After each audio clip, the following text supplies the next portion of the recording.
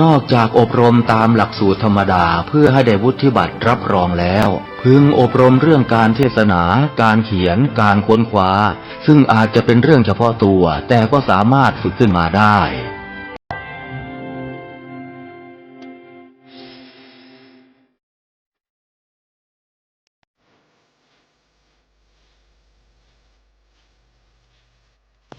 สวัสดีครับท่านผู้ฟังพบกับรายเกษตรเพื่อชีวิตสำหรับวันนี้เสนอเรื่องเรียนรู้เพื่อพัฒนาตนตอนที่2ก่อนเข้าสู่รายการก็มีธรรมะมาฝากท่านผู้ฟังหัวข้อจากหนังสือพจนานุกรมพุทธศาสตร์ฉบับประมวลศัพท์เรียบเรียงด้วยเทพเวทีประยุทธ์ตัว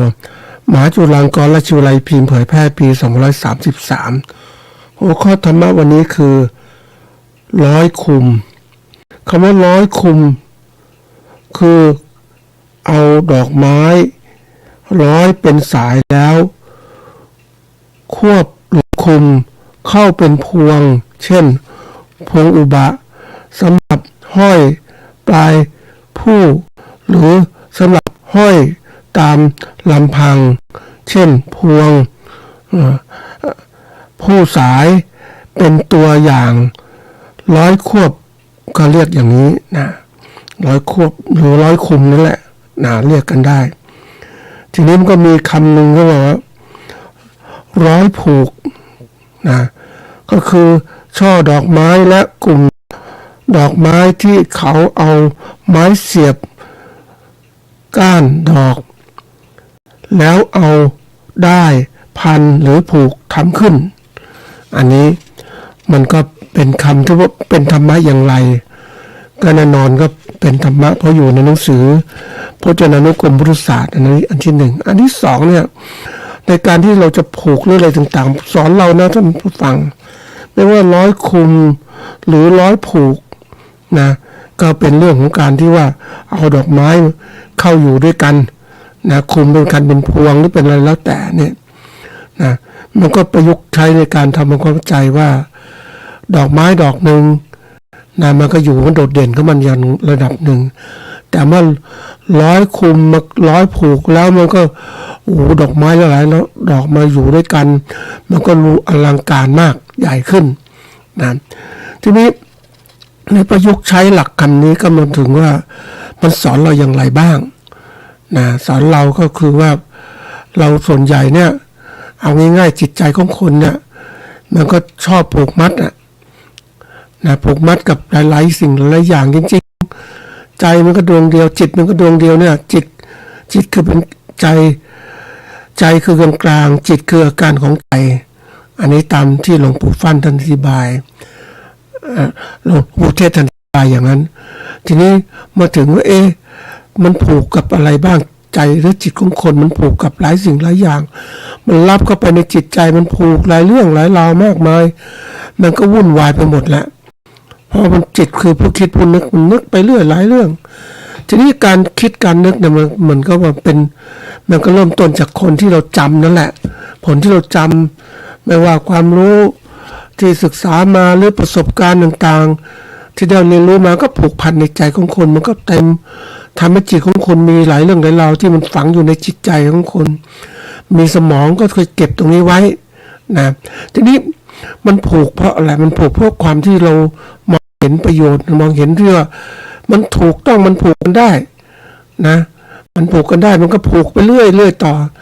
แล้วเราก็ไม่รู้จักว่าหยุดยั้งคือบางครั้งเนี่ยมันความผูกมัดผูกเนี่ยมันผูกมัดตราตึงตาตึงใจมันก็ไปหมดเลยว่าการผูกเหล่านี้ทำให้เรานั้นคือยึดมั่นถือมั่นมันคลายไม่ได้มันก็มองไม่เห็นความจริงมันเหมือนกับนึกถึงพูดถึงความจริงอะความจริงแท้มันมีอยู่นะแต่มันถูกกลบด้วยกิเลสตัณหาที่มันคลุมไปหมดเลยมันก็ยึดเอากิเลสปรุงแต่งทั้งที่ใจความแท้ที่จิตของเราก็แท้เดิมมันใสสว่างแต่ผูกอย่างนี้มันเข้าไปมันคลุมไปหมดเลยทีนี้การที่ผูกหลายๆอย่างมันเข้าด้วยกันมันทำให้มองสิ่งต่างไม่ชัดเจนคนบางคนถ้าพูดถึงความจริงอย่างหนึ่งก็คือผูกมั่นยึดติดกับความคิดตัวเอง ก็ตัวเองเป็นหลักนั่นแหละมีทิฏฐิมานะถือตัวทุกตนก็ว่าฉันดีฉันถูกฉันเลือกอะไรมันดีถูกไปหมดเลยแล้วก็ไม่ฟังคนอื่นในสิ่งที่ถูกต้องไม่ฟังคำสอนพระเจ้าอย่างเนี้ยแล้วคิดตัวเองมันถูกมันก็กลายเป็นผู้ที่ก็เรียกว่าหลงผิดอ่ะคือเมื่อมันไม่ถูกมันก็หลงผิดไปแล้วอ่ะหลงผิดก็ยึดผิดเป็นถูกอีกโอ้โหมันน่ากลัวมากเพราะนั้นวิธีการที่เราจะอยู่เนี่ยมันต้องคลายสิ่งนี้ให้ถึงความจริงแท้ทุกสิ่งทุกอย่างมันมีความจริงอยู่ภายในเราเองเนี่ยเราถูกกลบด้วยสิ่งเหล่านี้เพราะนั้นวิธีการก็ต้องเปิดใจมาดูมาฟังความจริงอย่าไปหลงว่าตัวเองถูกต้องเสมอไปมัน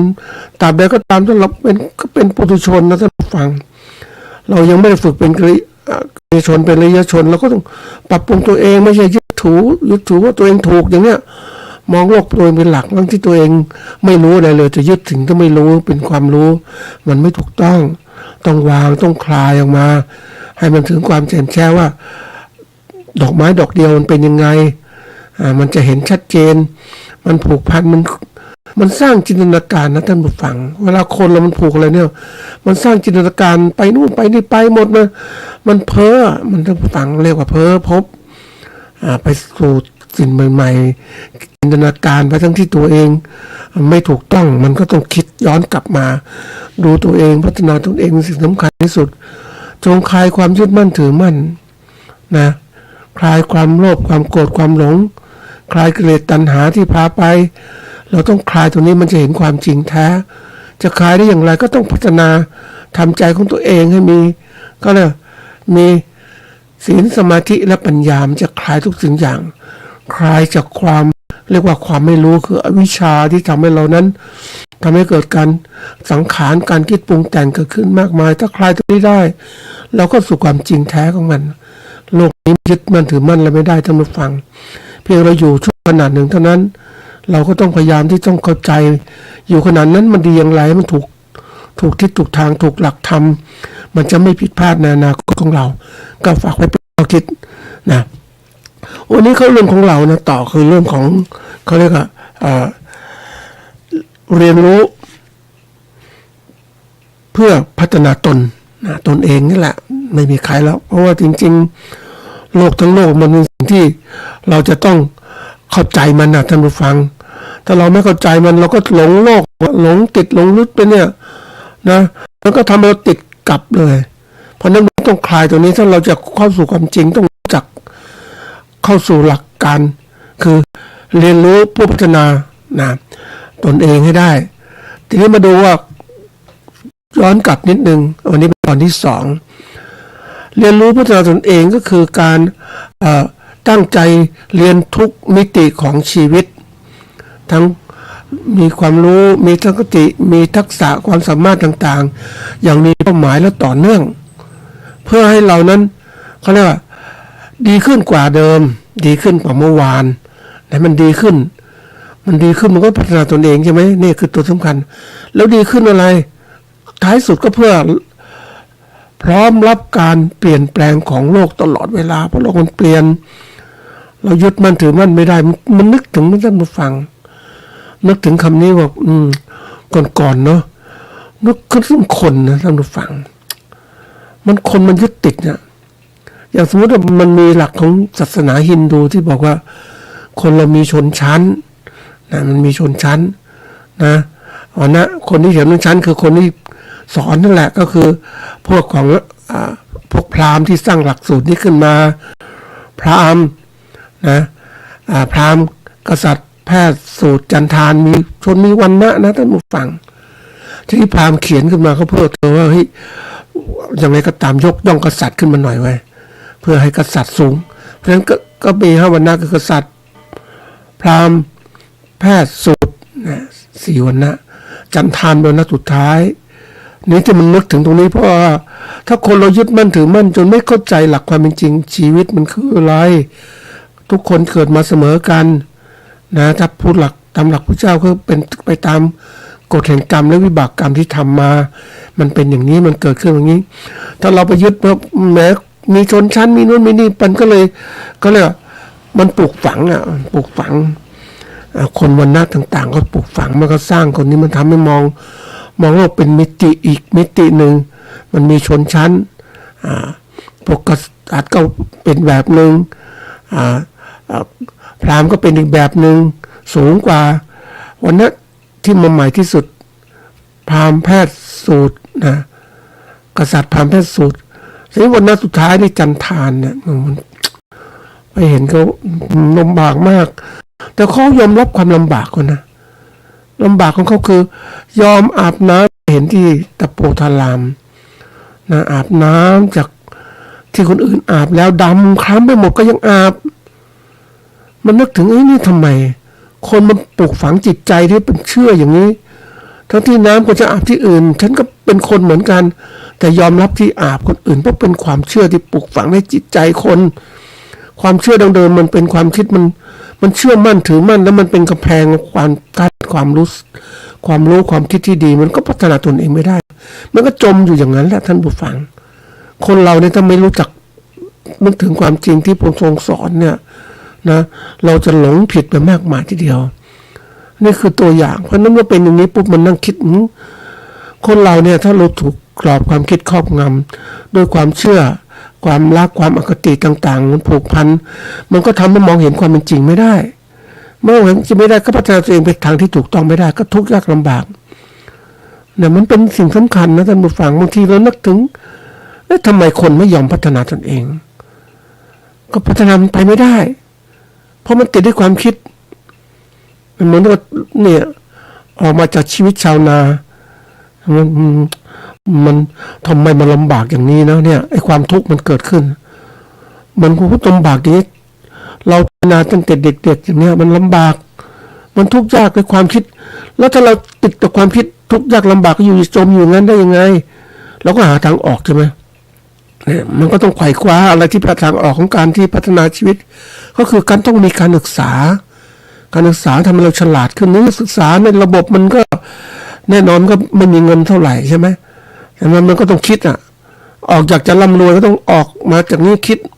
ศึกษานอกระบบหรือเรียนรู้ต่อเนื่องมันเกิดสำคัญมากที่สุดนี่คือสิ่งสำคัญและยิ่งวันนี้นะท่านผู้ฟังถ้าเราติดยึดกับสิ่งเดิมเราไม่รู้โลกมันเปลี่ยนอย่างไรบ้างและที่สุดเราก็จะเป็นคนจนรุ่นใหม่ต่อไปที่ยากลำบากมากเพราะเราไม่เรียนรู้ว่ามันถูกครอบงำโดยความคิดด้วยตัวเราเองเราคิดว่าดีแล้วเหมือนบางคนก็พูดว่าโอ้ฉันดีแล้วเว้ยฉันเก่งมันก็เป็นชาล้นถ้วยเอาอะไรใหม่ๆก็ไปใส่ในถ้วยแก้วชาอย่างนั้นน่ะถ้วยชาเหล่านั้นมันก็ล้นมันเข้าไม่ได้เพราะว่ามันติดยึดด้วยความรู้ความดั้งเดิมมันเปลี่ยนแปลงยากเหมือนกันนะไอ้ความรู้สึกนึกคิดของคนถ้าคนมันยึดมั่นถือมั่นนะมันชอบที่เอาสิ่งต่างๆที่ดีที่สุดที่ฉันคิดว่าดีที่สุดดั้งเดิมสุดฉันฝังในจิตใจฉันว่าตรงนี้ดีสุดแล้วฉันก็เลยไม่สนใจสิ่งอื่นที่เข้ามาฉันปิดหมดเลยก็เลยกลายเป็นว่า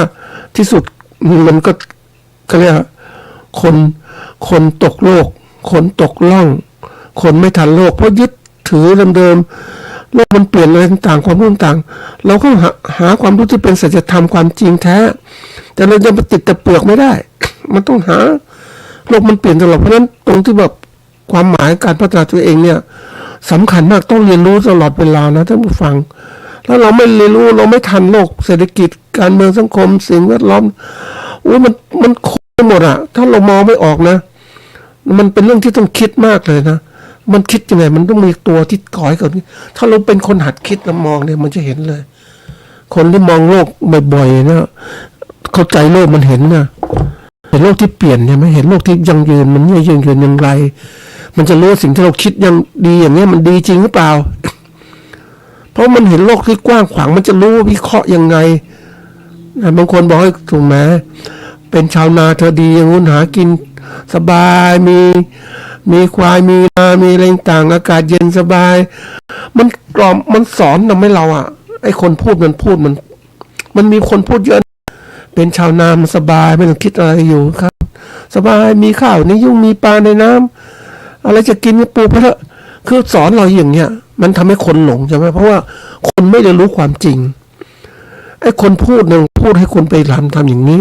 แต่ตัวคนพูดถามว่าเฮ้ยเป็นชาวนาไหมเป็นนักธุรกิจอยากเป็นนักธุรกิจคือ วิธีการก็ทำให้คนกลุ่มหนึ่งหลงไปที่หนึ่งเป็นผู้ที่ผลิตข้าวว่าฉันทำนาฉันเนี่ยฉันก็มีข้าวฉันก็ซื้อข้าวกินถูกๆแล้วฉันก็มีร่ำรวยฉันค้าขายข้าวเอาข้าวไปขายได้ราคาดีฉันมีตลาดแต่ตัวที่ทำชาวนาเองที่ถูกเขาบอกอย่างนี้ก็คิดว่าอยู่อย่างนี้ดีแล้ว จริงๆเนี่ยมันตัวถ้าพูดถึงตามหลักนะเป็นการหลอกลวงก็ได้เป็นการหลอกลวงทำให้คนเล่นผิดก็ได้เพราะว่าเรามองโลกเนี่ยเราต้องมองอย่างที่เรียกว่าเรามองโลกนะท่านผู้ฟังเขาต้องมองโลก360องศามองโลกทุกแง่ทุกมุมเห็นความเป็นจริงเพราะว่าไอ้ตัวนี้สำคัญมากนะท่านผู้ฟังแล้วเราเห็นความจริงปุ๊บเราจะรู้แล้วว่ามันอะไรถูกต้องไม่ใช่มองบางคนบอกเดี๋ยวนี้มีคำพูดว่ามองในแง่บวกสิอย่ามองในแง่ลบอีกคนบอกมองในแง่ลบสิถ้ามองแง่บวกมันก็ทำให้อคติใช่ไหมมองลบอคติเหมือนกันเพราะนั้นมองทั้งหมดให้ครบวงจรเราเห็นว่ามันมีจุดตรงไหนวะเพราะนั้นการมองรอบตัวเนี่ยสำคัญมากต่อการเรียนรู้มากนะท่านผู้ฟังเพราะกระบวนการเหล่านี้มันสำคัญมากต่อการอยู่รอดชีวิตของเราใช้คนอื่นมาบงการชีวิตของเราถูกบงการให้คนอื่นก็ใส่ความคิดความอ่านมาให้อย่าคิดมากให้มีความพอเพียงอยู่นี้นะอย่าไปคิดอะไรกว้างขวางเลยอยู่อย่างนี้แหละนะเราอยู่ได้สบายนะพอมีพอกินพอใช้แต่การที่เราต้องคิดและลึกซึ้งว่าพอมีพอกินพอใช้มันย้ายใช้อย่างไรมันทะลุปุโปร่งแล้วมันต้องทันโลกอีกทันโลกทันเวลามันทันความคิดต่างๆกระแสโลกมันเอาเปรียบคนที่ไม่รู้ท่านผู้ฟังวันก่อนไปฟังเรื่องหนึ่งก็พูดว่าแต่ก่อนปลาใหญ่กินปลาเล็กนะมันธรรมดาท่านผู้ฟังเราก็คิดธรรมดานะปลาใหญ่กินปลาเล็กเพราะปลาใหญ่ต้องอาศัยปลาเล็กใช่ไหมปลาเล็กมันว่ายช้าปลาใหญ่ก็กินสิตัวใหญ่กว่ามันใช้พลังงานทีนี้ก็บอกว่าโอเคตัวมาปลาเร็วกินปลาช้าปลาเร็วมันสู้กันนะปลาเร็วมันเก่งกว่ามันก็งับปลาที่ตัวช้าๆได้ว่ายช้าหนีไม่ทันเห็นไหมทีนี้มันตัวว่าโลกกระแสโลกมันรุนแรงมันเขาเรียกว่าคนที่ฉลาดเนี่ยเอาเปรียบคนที่อ่อนแอคนที่อ่อนแอก็ไม่รู้ตัวเองอ่อนแอก็คิดตัวเองฉลาดกลายเป็นว่าโอ้โหมันก็กลายเป็น หลงตัวเองท่านผู้ฟังที่สุดก็ถูกคนหลอกไปหลายคนถูกหลอกนะท่านผู้ฟังถูกหลอกให้ไปฆ่ากันถูกหลอกให้เป็นนู่นเป็นนี่ถูกหลอกให้เป็นมือไม้ทำมาหากินให้นะมันเป็นเรื่องที่เราต้องคิดเพราะนั้นวันนี้ทำให้เราฉลาดอย่างไรก็ต้องพัฒนาตนเองในทุกด้านที่เกี่ยวข้องโดยเฉพาะอย่างยิ่งความรู้ความอ่านของเราต้องเรียนรู้เรารู้อย่างเดียวไม่ได้ท่านผู้ฟังรู้นี่มีเป็นสิ่งที่มีผู้สอนผู้เขาบอกเราให้เรารับความรู้นี้ไปมีหนังสือบอกเราเนี่ยอ่านเล่มนี้นะอย่างนี้นี่นะทีนี้ถ้าเราอ่านแล้วก็จำมาใช่ไหมจำมาก็คิดว่ามันเป็นสัญญาความรู้เป็นสัญญามันจำเขาให้มาผิดก็ผิดให้มาถูกก็ถูกแล้วถามว่าเรามีสมองไหมคิดวิเคราะห์ไหมถ้าเรารับมาโดยไม่คิดวิเคราะห์เนี่ยมันเป็นยังไงนะมันก็หลงใช่ไหมวิธีการจะทำยังไงก็เรามีความรู้ก็ต้องเอาไปวิเคราะห์เอามาทำความเข้าใจเอามาการเรียนรู้เอามาใช้ให้เกิดประโยชน์มันก็เกิดการเรียนรู้เนี่ยตัวสำคัญที่สุดในระบบของการเกษตรของเราเนี่ยหลายคนบอกทำไมไม่พูดเกษตรก็มันต้องปรับปรุงพื้นฐานการพัฒนาความรู้ให้กับคนเนี่ยคนเราจะบอกให้ทำมันยังไม่ได้ต้องเตรียมความรู้ที่ก่อนให้ถูกต้องรู้จักคิดวิเคราะห์แยกแยะและนำความรู้ไปใช้ให้เกิดประโยชน์ไม่ใช่ทำให้เขาเป็นเกษตรกรเหมือนกับว่าหลอกไม่รู้นะเดี๋ยวนี้ก็มีการจัดงานเกษตรให้ความรู้เกษตรกรทำอาชีพนู้นอาชีพนี้แล้วถามว่าให้ความรู้ที่ถูกต้องเขาไหมให้ความรู้ด้านหนึ่งเท่านั้นแหละแต่ด้านอื่นไม่ได้ให้ความรู้การผลิตไม่มีความรู้การตลาดแล้วเขาจะขายยังไงเขาก็ยากจนใช่ไหมขายขาดทุนตลอดเวลาเนี่ยเป็นเรื่องที่ต้องคิดอย่างกรมก็กรมนะคิดจะผลิตแต่กรมที่หน้าที่การตลาดไม่มาเกี่ยวข้องเลยเพราะนั้นคนต้องมีสมองหลายๆซีกซ้ายซีกขวาในการเรียนรู้ว่าผลิตและตลาดเป็นนักธุรกิจอย่างไรไอ้มันไม่ใช่สอนซีกนี้ให้ทำผลิตอย่างเดียวผลิตจนลดตลาดข้าวจนล้นตลาดราคาก็ถูกอย่างเนี้ยคือให้คนก็เป็นเกษตรกรปลูกข้าวอย่างเนี้ย นะสอนให้เขาทำอย่างเงี้ยแต่คุณไม่หาพัฒนาตลาดเขาไม่ได้พัฒนาเขามากเดี๋ยวเขารู้เขาฉลาดเขาก็มาแย่งชีพเราอะความคิดผู้นำบางคนก็คิดนะท่านผู้ฟังให้รู้มากไม่ได้คนเรารู้มากไม่ได้นะมันปกครองยากนะมันเถียงมันนึกถึงเนี่ยมันก็เรื่องจริงเหมือนกันนะท่านผู้ฟังเคยมันเป็นประสบการณ์นะก็ต้องคือสนทนากับพ่อกับแม่บางครั้งพ่อแม่ก็มีความคิดระดับหนึ่งเราเรียนรู้มีความคิดก็สนทนากันไปมาบางทีพ่อแม่ก็ตัดตอนมึงหยุดพูดเลยนะมึงรู้มากกว่ากูนี่ว่านะความคิดมึงต้องฟังกูนะประเภทอย่างเงี้ยคือเราธรรมชาติของผู้มีอำนาจหรือก็ถึงนี่แหละต้องฟังไว้ก่อนเราเป็นผู้น้อยต้องฟังแต่ว่าเราจะเชื่อมันไม่เชื่อต้องพัฒนาตนเองเรียนรู้ต่อเนื่องสำคัญมากท่านผู้ฟัง เรียนรู้เนี่ยเพื่อพัฒนาตนเองพัฒนาทุกด้านนะท่านผู้ฟังบอกว่าหลักการเรียนรู้ต้องรู้ว่าเราจะต้องทวนนิดนึงคือต้องรู้จักตนเองเป็นอย่างไรอันที่สองเป้าหมายชีวิตของเราต้องวางแผนเป้าหมายชีวิตเรียนรู้แล้วเอาความรู้ไปใช้มันเกิดการรู้ที่ต่อเนื่องอันที่สามก็คือว่าเรารับผิดชอบตนเองเพราะที่สุดของเราเนี่ยไม่มีใครมาช่วยเราอยู่แล้วเราคนที่ส่งเสริมมาผลิตสินค้าเกษตรทำตลาดสินค้าเกษตรให้เป็น SME มี Open OTOP เขาให้ความรู้กับเราแต่เขารับผิดชอบไหมเขาให้ความรู้เราต้องรับผิดชอบตัวเองแน่นอนผิดพลาดไงแม้มันนึกถึงมันอดไม่ได้ท่านผู้ฟังมันเป็นผู้ที่ไปได้คุยกับคนที่เขาถูกปลุกปั้นปลุกปั้นให้เป็นเขาเรียกจาก OTOP เป็น SME นะทีนี้เขาพยายามทำเขาอยากจะเป็นหนึ่ง SME อ่ะแต่มันเขาทำไม่ได้เพราะนั้นสิ่งเขาทำไม่ได้เพราะตลาดมันต้องอาศัยความรู้ต่างๆเขาต้องมีตรงนี้ทำไงที่ปรากฏว่าเขาลงทุนมาแล้วอ่ะแต่เขาไม่ได้ไปต่อท่านผู้ฟังจากโอท็อปนี่เขาก็ต้องลงทุนเขาขาดทุนเขาต้องลงเขาเลยบอกไม่รู้จะทำไงผลิตมาแล้วขายไม่ได้แล้วไปได้ไหมไอ้ฝ่ายที่ส่งเสริมบอกเอา SME ที่คนเข้าขั้น SME ไปส่งเสริมต่อเอาคนที่เก่งไปส่งเสริมต่อให้พัฒนาตลาดในประเทศและต่างประเทศ เนี่ยเขาก็จับคนที่เก่งๆไปพัฒนาต่อใช่ไหมแล้วคนไม่เก่งก็ถูกทอดทิ้งใช่ไหมแต่ธรรมดาของคนเราต้องเรียนรู้รับผิดชอบตัวเองอย่างไรจะไประดับไหนอันนี้สี่เรียนรู้จากประสบการณ์ตรงแล้วก็เข้าใจเขาสอนตรงเราบางคนการสอนทางอ้อมคนสอนทางอ้อมมันก็มีการเขาเรียกมีเทคนิคการบอกให้คนเชื่อให้คนอย่างนี้ทำอย่างนี้นะอันนี้แต่ทางตรงเราทำเองเราจะรู้ตัวเองเป็นยังไงนะอันนี้ถัดมาคือกรอบความคิดของเราเนี่ยต้องทันสมัยกรอบความคิดของคนเนี่ยที่จะพัฒนาต่อยอดต้องทันสมัยมากๆเลยยิ่งไปเรียนรู้มาท่านผู้ฟังมันก็ถ้าคนไม่เรียนรู้ไม่ทันนะกรอบแนวคิดต่างๆกรอบเขาเรียกกรอบความคิดของคนนะแต่ก่อนเราคิดว่ากรอบมันแค่นี้นะแนวคิดคือพวก mindset เนี่ยกรอบแนวคิดที่มีต่อสิ่งใดสิ่งหนึ่งนะทีนี้มันก็ทำเป็น mind map แผนที่การคิดของเราเนี่ยเอาไปทำยังไงทีนี้ในกระบวนการเหล่านี้มันเปลี่ยนแปลงตลอดเวลานะท่านผู้ฟังก็เรียกว่ามันเปลี่ยนแปลงการเปลี่ยนกรอบคิดที่สมัยหนึ่งเราคิดอย่างนี้แต่วันนี้ไม่นานก็เปลี่ยนอีกแล้ว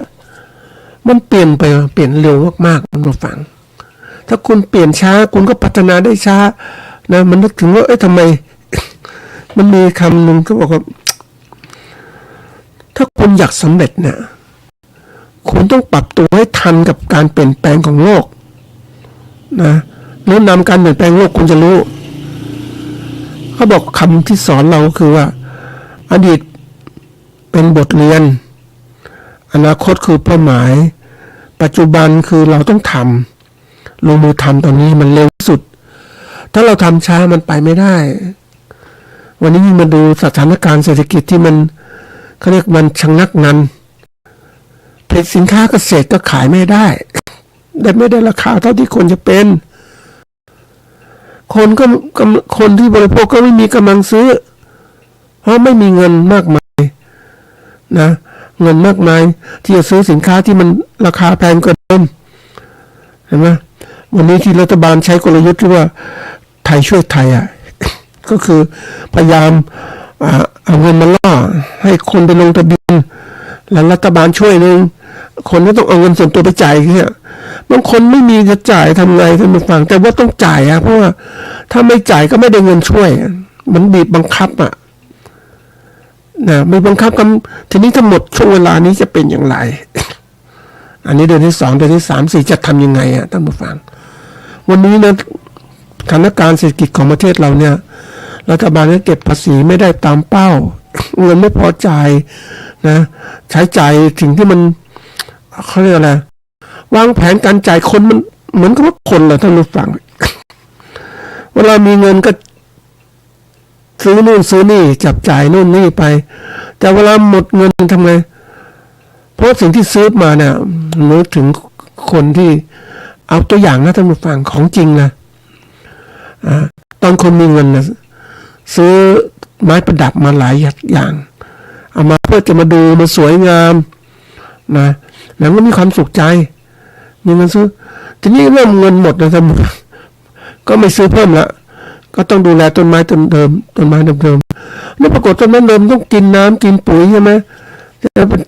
มันอยู่ไม่ได้ก็ต้องดูแลไอ้สิ่งนี้มันเป็นภาระผูกพันมันต้องหาทางแก้รัฐบาลเนี่ยในช่วงเศรษฐกิจฟื้นฟูพยายามจ้างคนนู่นจ้างคนนี้ระบบเอาคนเป็นราชการระบบต่างๆราชการคืองานถาวรนะงานถาวรมันไม่งานถาวรมันก็ดีอย่างหนึ่งนะมันมีความมั่นคงระดับหนึ่งให้กับผู้ทำงานแต่มันไม่ปรับตัวทันสมัยท่านผู้ฟังในช่วงเวลาหนึ่งเนี่ยตอนที่ยุคของรัฐบาลหนึ่งที่ยอมรับเขามีวิสัยทัศน์ที่กว้างไกลบุคลากรของรัฐเนี่ยถ้าเราให้เป็นบุคลากรที่เรียกว่าเป็นประจำถาวรเนี่ยเป็นข้าราชการก็ทำงานแบบเช้าชามเย็นชามมันไม่พัฒนามันไม่ทันสมัยเขาก็เลยพัฒนาในทำยังไงก็เอาพัฒนาหน่วยงานของรัฐส่วนหนึ่งทบวงมหาวิทยาลัยเนี่ยออกนอกระบบเพื่อให้อะไรให้คนได้กระตือรือร้นให้คนได้ปรับเปลี่ยนเพราะคนทำงานเป็นข้าราชการมันก็ซึมซับอะไรต่างไม่ทันสมัยจะมาเป็นข้าราชการของรัฐเป็นพนักงานของรัฐเนี่ยมันจะเริ่มคิดเพราะว่ามีกฎระเบียบมากมายคุณไม่พัฒนาคุณถูกออกอย่างอาจารย์คุณไม่สร้างสรรค์งานเป็นอาจารย์ธรรมดาในสมัยก่อนเป็นอาจารย์ธรรมดานะอยู่ได้นานไม่ต้องทำอะไรแต่อาจารย์รุ่นใหม่เนี่ยไม่ใช่คุณจะต้องเป็นอีกกี่ปีต้องเป็นผู้ช่วยศาสตราจารย์กี่ปีต้องเป็นรองศาสตราจารย์กี่ปีต้องเป็นศาสตราจารย์ถ้าคุณไม่พัฒนานั้นเขาให้เวลาคุณไม่กี่ปีก็ปลดปุ๊บเหมือนกับว่าไม่มีคุณภาพพอในการอยู่เขามีผลตอบแทนมีต่างๆนี่ระบบที่มันทันสมัยมันทำอย่างนี้แต่เราเองมาเป็นเมื่อเศรษฐกิจเฟื่องฟูเราก็จ้างคนมาเยอะถามว่าวันนี้งบประมาณ1 ใน 3กว่านะหรือมากกว่านั้นเนี่ยอาจจะ2 ใน 3ไม่ใจเป็นงบเพื่อเงินเดือนของบุคลากรของรัฐบุคลากรของรัฐที่มันก็ไม่มันอะไรไม่ทำการทำงานมันก็ไม่เกิดประโยชน์ใช่ไหมเนี่ยนี่ตัวอย่างเพราะนั้นก็เป็นภาระที่เกิดขึ้นเหมือนเรามีต้นไม้ประดับเราต้องรดน้ำทุกวันให้ปุ๋ยทุกวันเพื่อที่มันจะได้อยู่รอดการที่คิดต่างๆนี่มันคนที่คิดทันสมัยอย่างนี้บางทีเขาคิดนะนึกถึงคนที่เข้าใจโลกเขาเปลี่ยนนะก็บอกว่าแต่ก่อนเนี่ยไอ้พวกผลิตโปรแกรมต่างๆค้นหาข้อมูลจ้างคนค้นหาข้อมูลนู่นนี่คนก็ไปค้นนะในอินเทอร์เน็ตในหนังสือต่างๆเอกสารทั่วโลกนะมันก็แล้วแต่ยุคใหม่ๆมันมี AI เข้ามาช่วยแหละป้อนคำสั่งไปอย่างเดียวปุ๊บมันก็ทำงานได้หมดได้ความรู้เร็วมากเพราะนั้นบุคลากรพวกนี้ก็ถูกปลดลงไปเดี๋ยวนี้คนก็ตกงานเยอะนะท่านผู้ฟังในตัวอย่างโลกมันเปลี่ยนแล้วนี้เขาหุ่นยนต์ไปดูโรงงานอุตสาหกรรมที่เขาใช้หุ่นยนต์ในทำงานมันเปลี่ยนหมดทำไมเขาใช้หุ่นยนต์ทำไมเขาใช้เครื่องจักรอัตโนมัติ ก่อนสมัยเด็กๆก็มีโอกาสไปดูเครื่องเกี่ยวข้าวมันทำงานยังไงวะนะ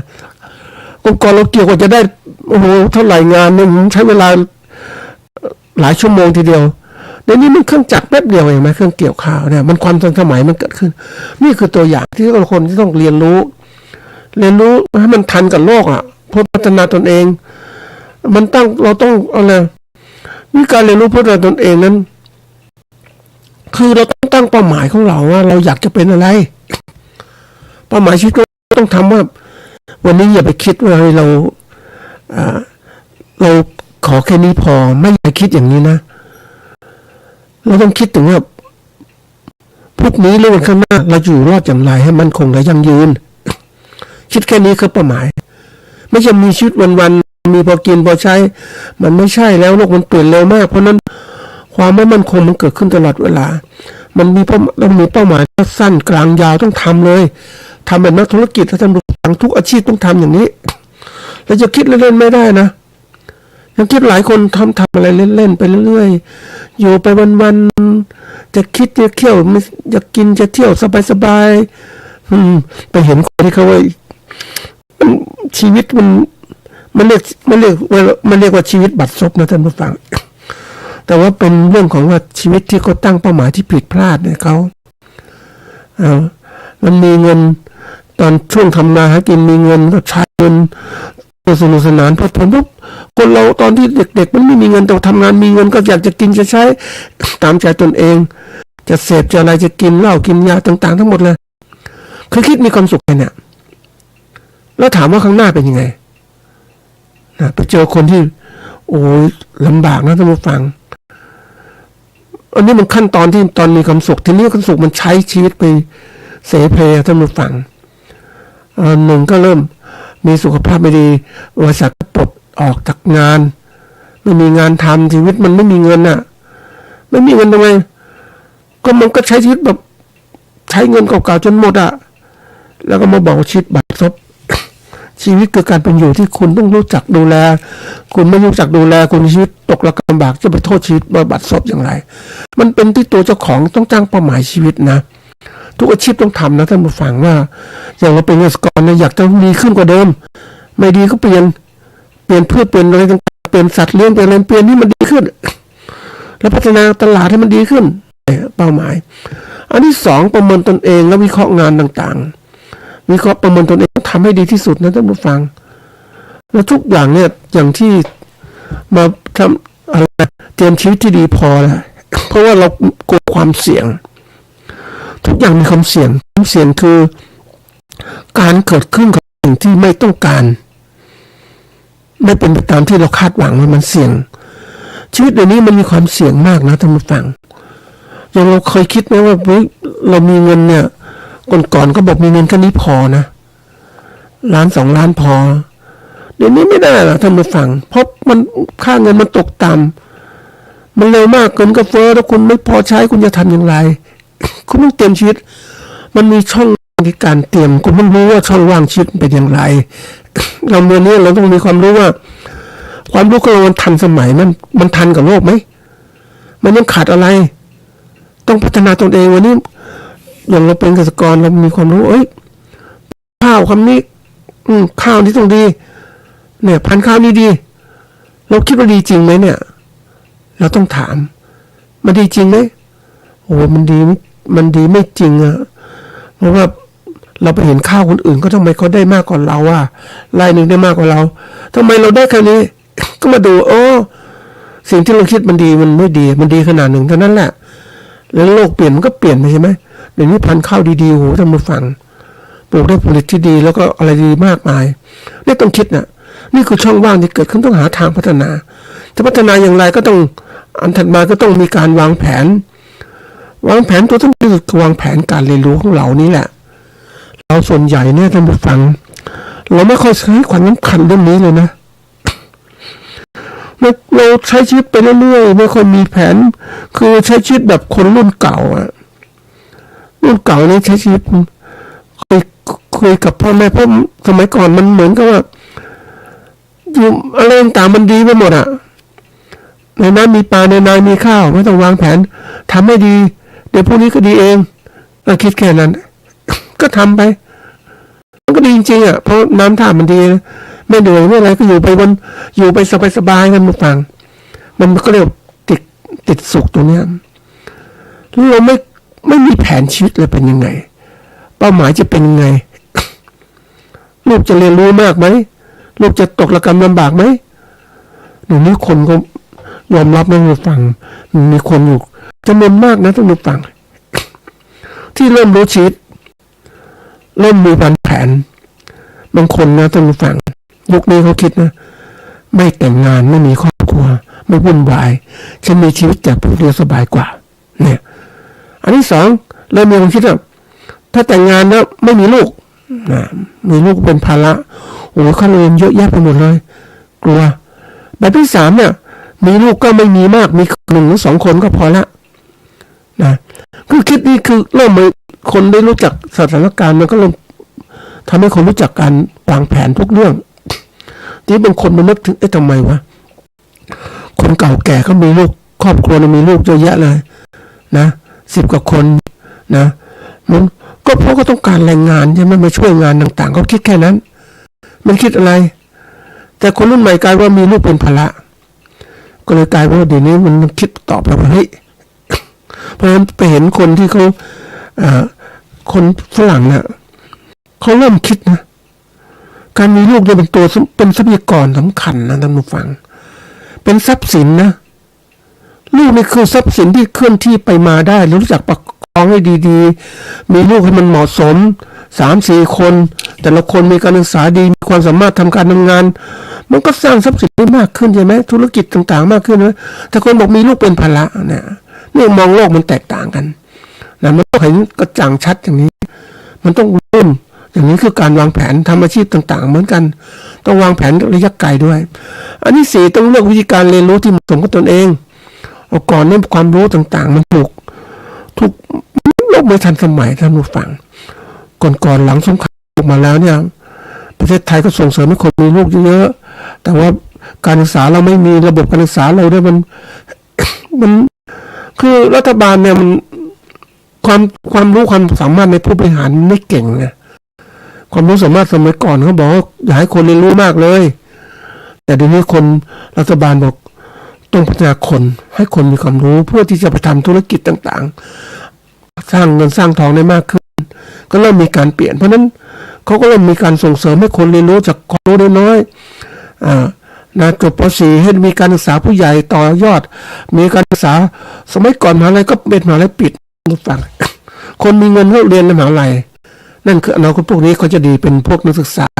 จบมาแล้วก็มีงานทำที่ดีแต่หลังๆเนี่ยคนเริ่มมีมีมหาลัยเปิดในสมัยหนึ่งก็เริ่มมหาลัยรามคำแหงมหาลัยสุโขทัยธรรมาธิราชมีหลายที่เปิดสำหรับผู้ที่ต้องการคือให้มันคนมีความรู้แล้วมหาลัยบางมหาลัยก็ลาจากที่อยู่ในศูนย์กลางกรุงเทพไปกระจายอยู่ชนบทต่างๆกระจายสามารถก็เห็นความสำคัญแต่กว่าเห็นความสำคัญอันนี้มันช้าไปช้าเพราะว่าผู้บริหารไม่มีวิสัยทัศน์มองไปข้างหน้าว่าโลกเนี่ยการจะเปลี่ยนแปลงโลกเนี่ย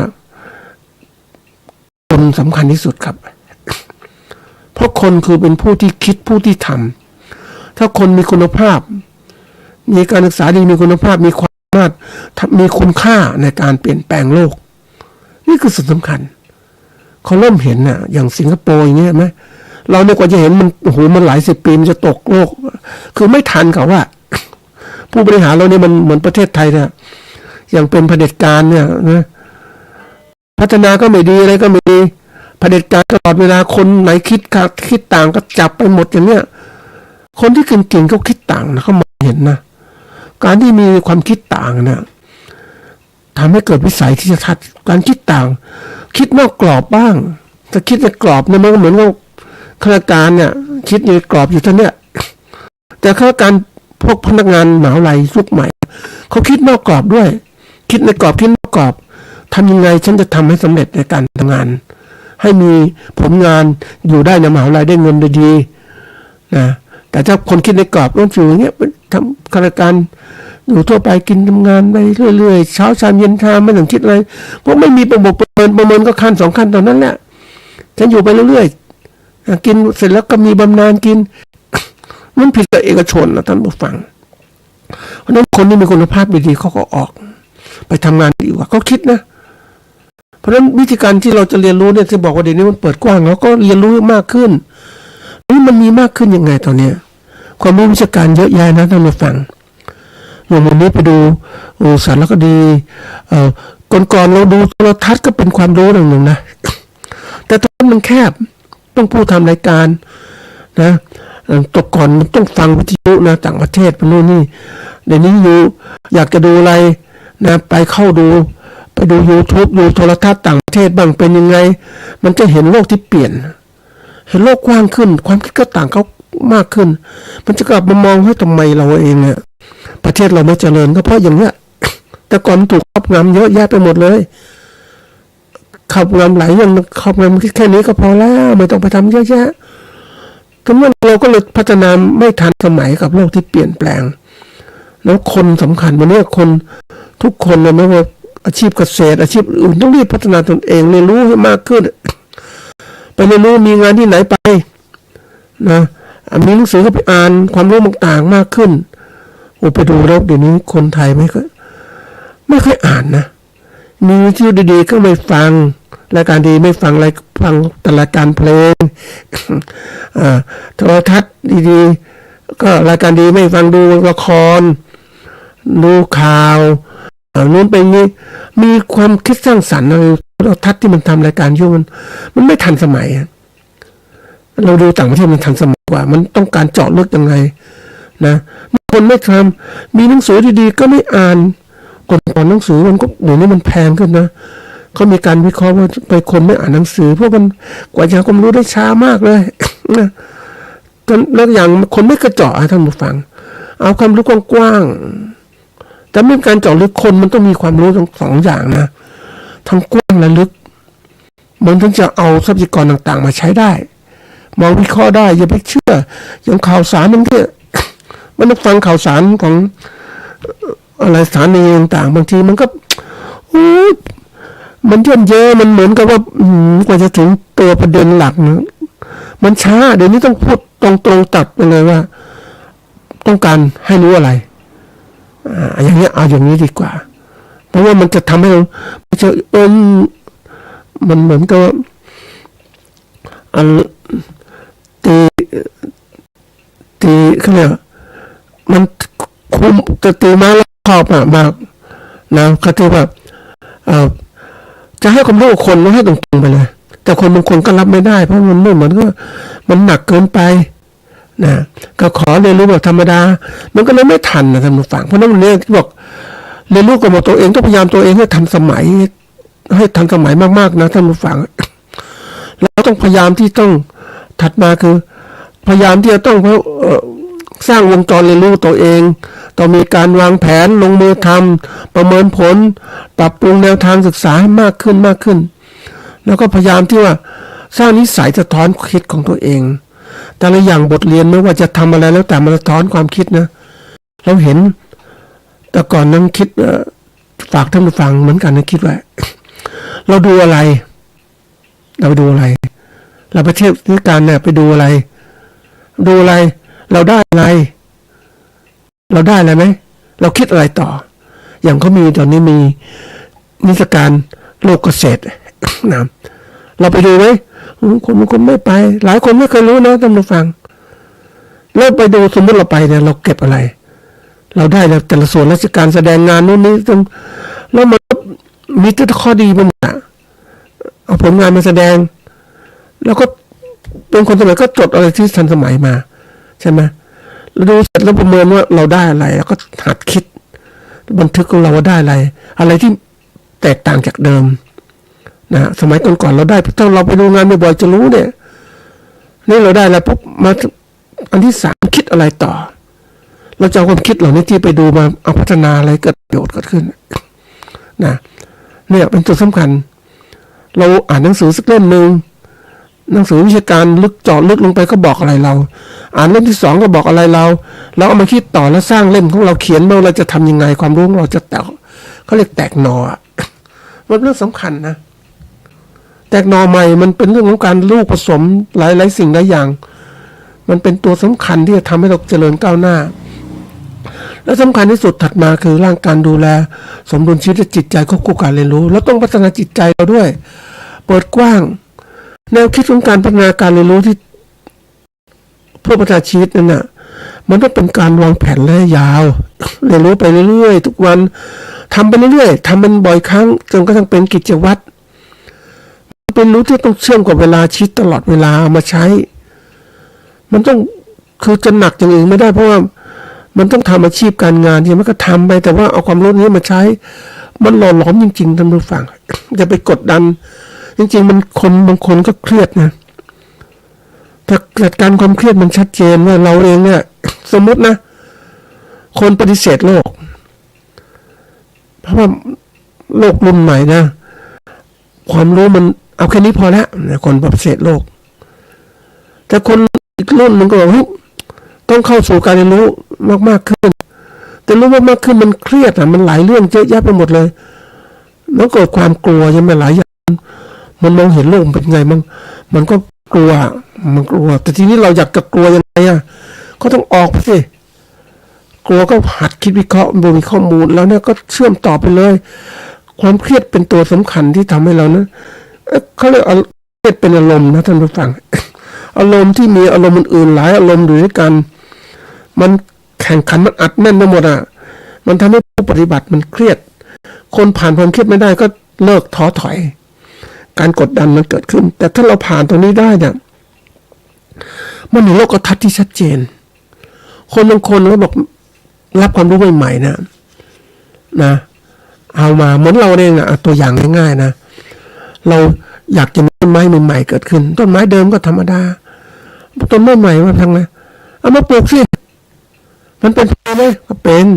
แต่เราเรียนรู้ให้พืชใหม่ๆมันก็มีหลักการเดิมๆเหมือนกับเดิมเก่าๆแล้วแหละเพราะว่ามันคือพืชเจริญโตได้ก็ต้องมีอะไรดูดน้ำจากดินดูดคาร์บอนไดออกไซด์จากอากาศมาสร้างเป็นลำต้นหรือเป็นอะไรต่างๆตอนนี้มันต้องการแสงอะไรบ้างให้น้ำขนาดไหนต้องการปุ๋ยขนาดมันพื้นฐานสำคัญมันต่อยอดได้หมดเพราะนั้นคนที่จะไม่เครียดก็คือรู้พื้นฐานดีแล้วมาต่อยอดเอามันความคิดต่างๆมาซ้ำเดิมนั่นแหละก็เหมือนคนเราเนี่ยชีวิตคนก็เหมือนกับชีวิตคนทุกๆคนเหมือนกันมันแตกต่างจากที่การในการใช้ชีวิตของคนแต่ละคนนั้นมีความคิดความอ่านเป็นยังไงแตกต่างอย่างไรนะบางคนที่ทำไมบางคนขยันจนร่ำรวยอีกคนบางคนยากจนโอ้จนจริงๆเลยเห็นไหมมันก็เห็นการแตกต่างทั้งที่เป็นคนเหมือนกันแต่ที่ความแตกต่างนี้มันเกิดขึ้นจากคนที่คิดต่างกันนี่เองคนรวยก็มีความคิดแบบหนึ่งคนจนก็มีความคิดแบบหนึ่งใช่ไหมแล้วก็ทำไปความคิดแบบหนึ่งมันก็เลยกลายเป็นว่ามันเห็นความแตกต่างแต่เราเป็นนักสังเกตนะเราต้องหัดจริงมันต้องทำให้จิตใจของเราเนี่ยมันมีความมุ่งมั่นนะท่านผู้ฟังเราอยากจะเรียนรู้มันต้องเอาจริงเอาจังนะท่านผู้ฟังว่าเราอยากยกระดับชีวิตจิตใจเราให้สูงขึ้นเราต้องทำยังไงมันลำบากนะท่านผู้ฟังแต่ลำบากตอนไหนรู้ไหมตอนที่เราเริ่มต้นนั่นแหละเริ่มต้นอย่างที่เราเคยมีความสุขอยู่ที่เรามีความสุขเราไม่ออกไปไหนเนี่ยตัวนี้เป็นตัวลำบากต้องออกจากสิ่งที่มีความสุขนั้นออกจากโซนแห่งความสุขไปสู่โซนแห่งความกลัวมันกลัวที่จะอยู่รอดทำไงต้องต่อสู้อย่างคนที่ยากจนในชนบทไปสู่กรุงเทพก็พัฒนากลัวนู่นกลัวนี้ใช่ไหมไปแข่งขันรายงานเอาต่างๆเนี่ยมันกลัวเข้าสู่ผ่านโซนของการก็เข้าสู่โซนของการเรียนรู้ที่มันมากมายการเรียนรู้เป็นประตูเปิดสู่ความโลกถ้าโลกกว้างเราได้แล้วความรู้ต่างมากขึ้นแล้วเนี่ยเขาก็สู่โซนของความเดินก้าวหน้ามั่นคงในชีวิตของเราเป็นสำคัญนะเราอยากจะร่ำรวยต้องออกจากสิ่งที่ลำบากเหล่านี้ไปอยู่ความร่ำรวยไปใช้ชีวิตมาเหมือนคนบางคนบอกว่าอยู่ประเทศไทยมันยากจนจริงๆนะไม่มีทางออกไปอยู่ในต่างประเทศเป็นไงโอ้โหมันจากถิ่นตัวเองอะไปอยู่นู้นปุ๊บมันต้องขยันขันแข็งใช่ไหมเขาไม่ขยันแข็งอยู่ไม่ได้ต้องความสามารถมากขึ้นสิ่งที่ตัวคนก็เหมือนเดิมนั่นแหละแต่ตัวคนมันมีศักยภาพมากขึ้นทั้งคิดทั้งอ่านที่สุดเขาก็อยู่ในประเทศนั้นจนร่ำรวยอะร่ำรวยเพราะอะไรถ้าอยู่ประเทศเดิมก็อยู่เหมือนเดิมใช่ไหมเพราะกรอบมันเดิม กรอบความคิดความอ่านเดิมๆมันครอบงำเรา แต่ถ้าเราไปอ่านเปิดกรอบคิดของเรามันกว้างขวางขึ้น ความสามารถเรากว้างขวางขึ้นเราไปทำมากขึ้น มันก็ประสบความสำเร็จใช่ไหมคนน่ะมีศักยภาพนะเพียงแต่ศักยภาพบางคนไม่ได้ใช้ถูกทางแล้วเก็บกดนะเหมือนรถยนต์ดีๆไปจอดนิ่งๆอยู่ในอู่จอดรถในบ้านใต้ถุนบ้านมันไม่ได้วิ่งอ่ะแล้วมันจะเกิดประโยชน์อย่างไรมันก็ใช้พลังงานที่สุดร้อยพวกสมุนกินไปน้ำมันก็ไม่ได้ใช้มันต้องลงทุนทำนี่คือโลกของการเรียนรู้ท่านผู้ฟังอยากจะฝากเป็นข้อคิดนั้นแบบธุรกิจที่เกษตรกรอยากให้ร่ำรวยก็อยากทำตรงเนี้ยให้ท่านมีความรู้เรียนรู้เพื่อพัฒนาตนเองอย่างต่อเนื่องนะ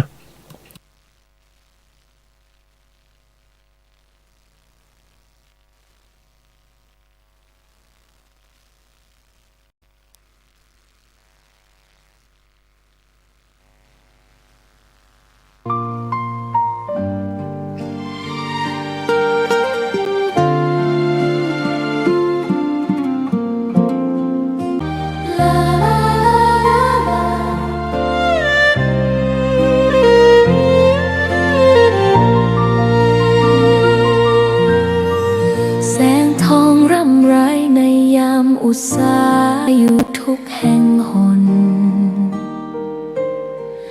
น้ำพระทัยฉโลมใจคน ทั่วพื้นแผ่นดินยังอบอุ่น รอยยิ้มพระพักตร์ยังส่องแสงในดวงใจไทยไม่ลืม เสียงสายลมแผ่วเบาเหมือนเอ่ยคำปลอบ